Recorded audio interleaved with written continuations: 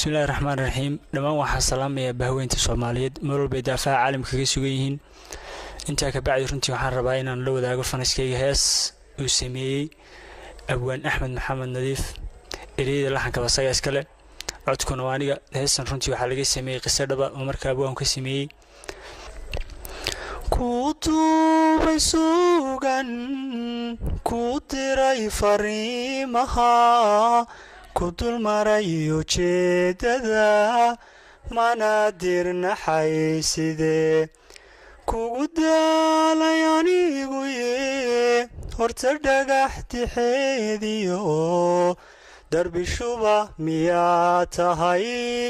damiirkaagu adaga nafada wadee tahay adoo daadahayn karaa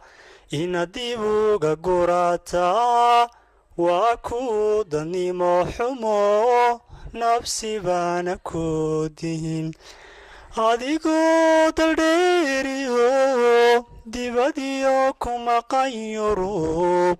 misna waxaan dareemaa nafta inaad la daristahay daimada qofku nugul isagoon damnaha furin dusha laga ogaada ruux jacaylku daashaday dakharana ku yaala